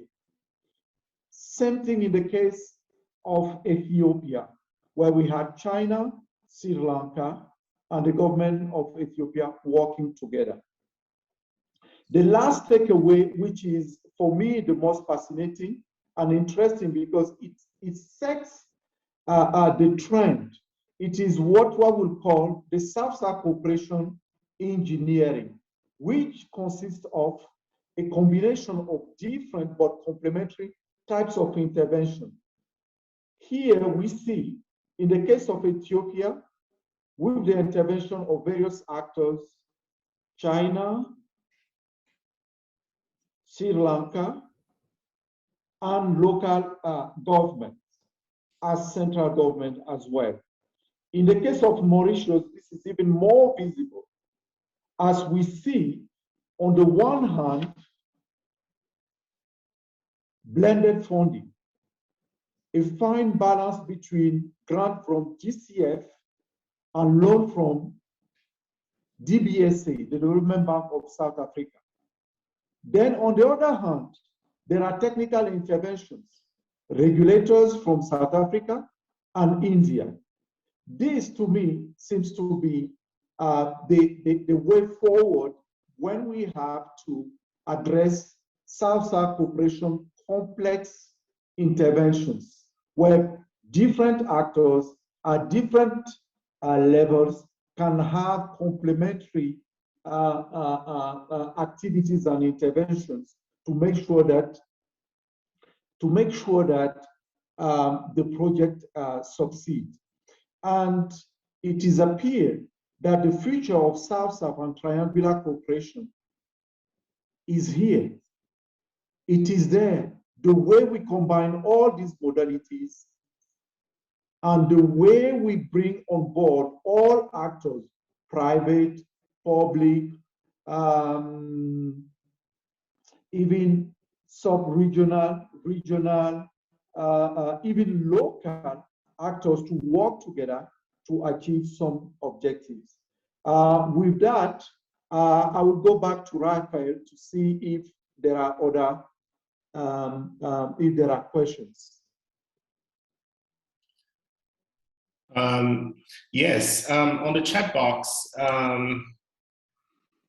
there is a question about South-South financing of projects. Maybe if this is directed to all of the panelists, so if you guys can talk about that. And also, there is a participant asking about opportunities for partnerships with business chambers, and he's asking specifically in Nigeria.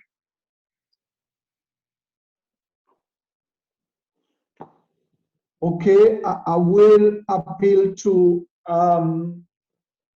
any of the participants or of the panelists to take the first question. I think I will be able to take the second question. So the first one on South-South project funding, Mauritius.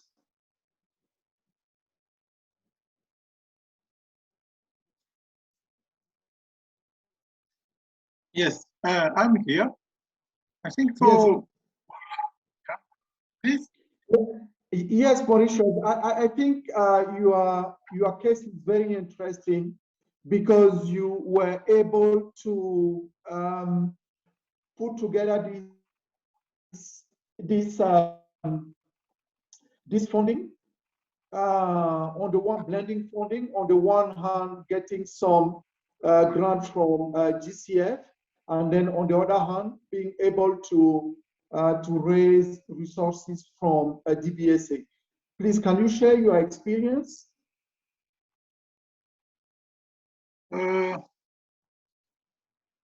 As you must, you know that Mauritius is already part of the SADC. We are part of the SADC, so I think this is how it becomes easier for us to SADC has been, this funding has been facilitated mostly from SADC. So I don't see how much I can elaborate on this issue.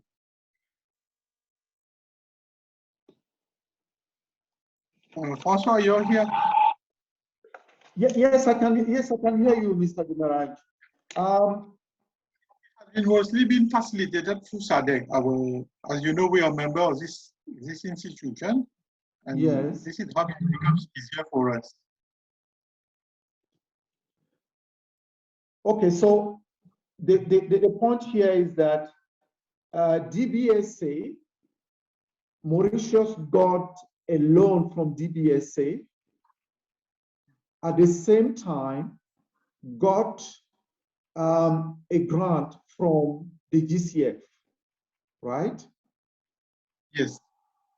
And that helped to fund this project. Yes, if I please go ahead. No, it's fine. So the question of this participant was to know or have an idea of how such projects like yours could be funded?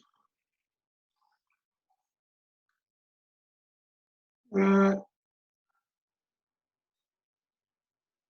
think when we are talking about GCF, it's climate related, and our project is mostly towards bringing down the greenhouse gas emission, which fits well into the GCF program. So this is another advantage that we have with this project for the drone.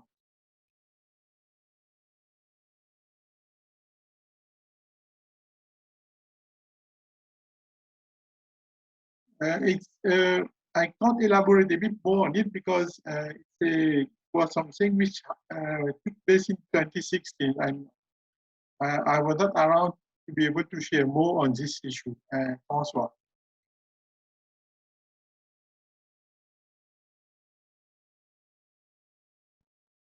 Hello.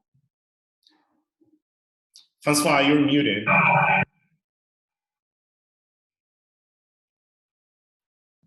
I think he's okay, muted. Thank you. So I was suggesting to Mr. Dumeraj that whenever they have some write-ups on this, they can share with us, and we will be able to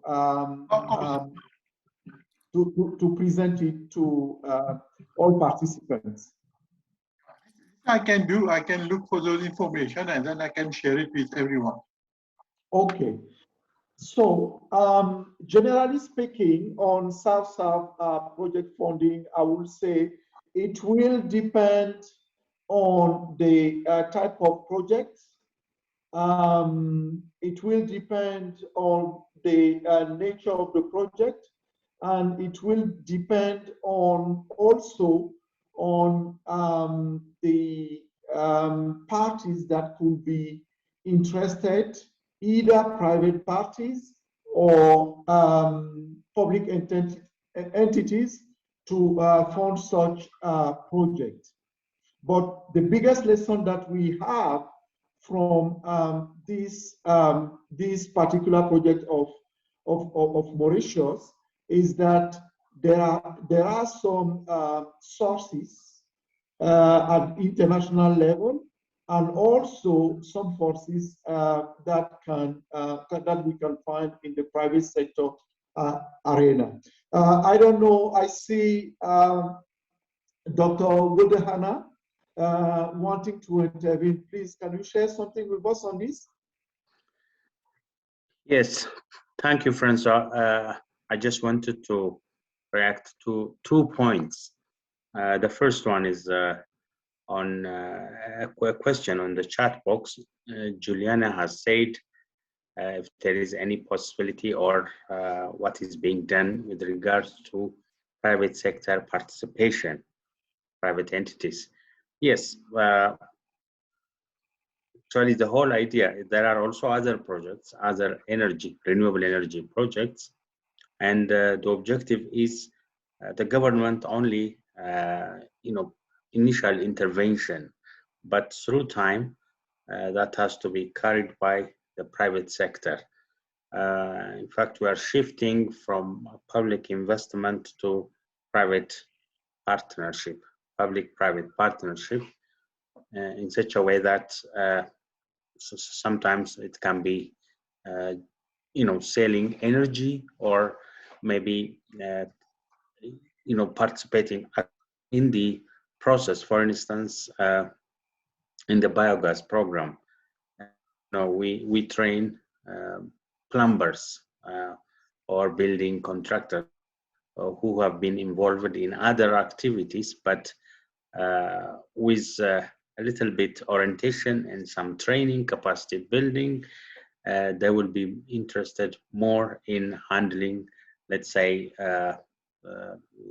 biogas plants, construction of biogas plants, maintenance of biogas plants. The same thing with solar home systems. Here, most of them are importers. And in some cases, there is even a need for solar mini grids. So all these solar mini grids, which are within the plan of National Electrification Program, are to be handled by the private sector in different modalities. It could be an EPC mode, engineering, procurement, and construction, or it could be just a PPP mode with different management modalities and so on. So all in all, there is a wide space for the private sector in many areas, specifically in the energy sector. That's what I want to say. And the other point I want to raise is, on coordination. These are kind of okay, 38 projects are really, it means a lot. The coordination of all these projects, and if there is a possibility to link it with the institutions such as the African Union, for instance, there are different units within them. For energy projects, the energy, there is an African Energy Commission, and this commission can handle, linking different countries, especially developing countries, which will be to participate in certain projects. The good thing, most of the countries have similar problems and need similar interventions. And if all these interventions are somehow coordinated, synergized, then the impact will really be significant. So I'm not sure if UNDP has a connection with African Union or other similar regional entities, East African or South African, and so on. So this is just what I want to share. That there's also a question of possible finance. I think, again, there are also African Development Bank, and they can give priority, I would say, priority to such regional projects. There is also another entity within the African Union. Regional projects are supported by some African Development Bank.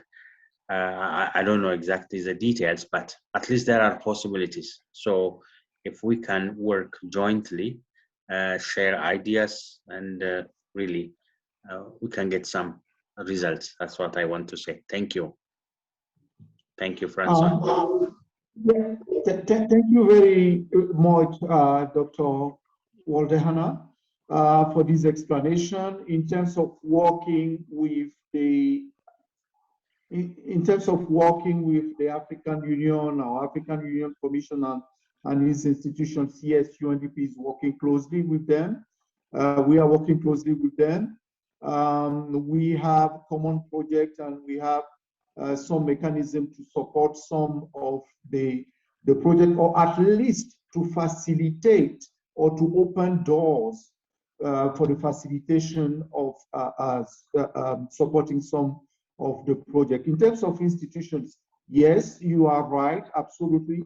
African Development Bank is available, Islamic Development Bank is available, DBSA is available for most countries in the southern part of the continent, but I also understand that DBSA is now funding some projects beyond SADC regions, and also other facilities that are available. Thank you for that. I think we will be closing the session. I was told that we have gone way far from the time that was allocated to us. I would like to thank all the participants, especially thank our distinguished panelists, Honorable Minister Matsepo, State Minister Waldehana, Mr. Delon, Mr. Melon, and Mr. Dumeraj for really your very interesting presentation and insight. And I hope that we will have time and some other opportunities to continue this dialogue. Naturally, as one of my colleagues is reminding me, there are some funds also that we manage, like IPSA fund, and also India funds that are available. So thank you very much. Thank you to the participants. Thank you for all other colleagues who presented, Ayo and Oria and Dr. Wang, Grace Wang, and who does not like to be called doctor, but who is a full doctor. So thank you all, and Shams, I pass the microphone for the closing remarks. Thank you. Thank you, Francois, and thank you, colleagues. I would like to thank our distinguished speakers from Lesotho, Ethiopia, Mauritius, Cape Verde for sharing their innovative South-South cooperation good practices and insightful perspectives with us today. The results learned are a true testament of the value of South-South and Triangle cooperation. That's what South-South knowledge exchange has come to become the most important and dynamic pillar of South-South Triangle cooperation. It had gained prominence among developed countries who are increasingly recognizing the good practices generated from the global South have been cost-effective and easily adaptable. Exchanges of Southern solutions and knowledge offer viable pathways to address common challenges among developing countries and to accelerate progress in the achievement of the SDGs. The COVID-19 pandemic has already demonstrated how South-Southern Triangle cooperation can be instrumental in sharing solutions to help countries build forward better. The pandemic has also shown us that it's possible to exchange knowledge, techniques, methodologies through digital platforms, obtaining results that are effective. Digital and virtual tools have the participation of a broader range of actors all over the world, democratizing knowledge and expanding capacities for more institutions globally. In order to ensure that good practices in a special edition, which we launched jointly with UNDP today, reaches a wider audience, all of them have been shared on South of Galaxy, a digital global knowledge sharing and partnership brokering platform. This is a next generation platform that makes South-South and Triangle cooperation more of a reality by eliminating significant barrier of entry, which is mainly due to the lack of access to reliable information, knowledge, and partners. It represents UNOSSC's recognition of the exceptional potential presented by new digital technologies and offers transformational cooperation opportunities for enhanced knowledge sharing and collaboration across borders and regions. Knowledge shared through the South-South Galaxy not only provides access to these good practices that were presented today to learn from and replicate, but to also connect solution providers with solution seekers and facilitate cross-country and cross-regional partnerships and collaborations. UNSSC, along with its partners, including UNDP, we will continue to expand good practices on South-South cooperation database on the Galaxy to allow partners to access reliable and diverse range of knowledge, information, and partners. I encourage you to engage on this platform, which not only will allow you to access and share knowledge, but also facilitate in identifying areas of joint collaboration activities that are best suited for matching needs. Let us all connect for a better world. Many thanks, and we look forward to your engagement. With this, I would like to now close the event.